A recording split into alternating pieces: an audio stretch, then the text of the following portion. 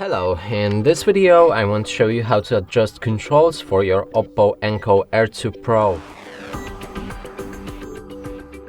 And to do this you will need to open Hey Melody app.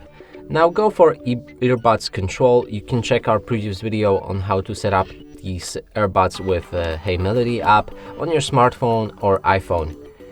Right here in earbud controls you can change the scheme for left earbud or right earbud by just clicking on simple function like play and pause, and if you select it you can change it to none and do the same thing with many other settings.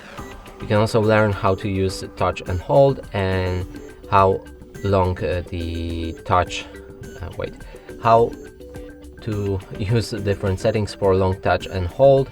You can use volume up, volume down, or switch between devices. And that's it for this video. Hope you like it. Please consider subscribing to our channel, leave a like and a comment below.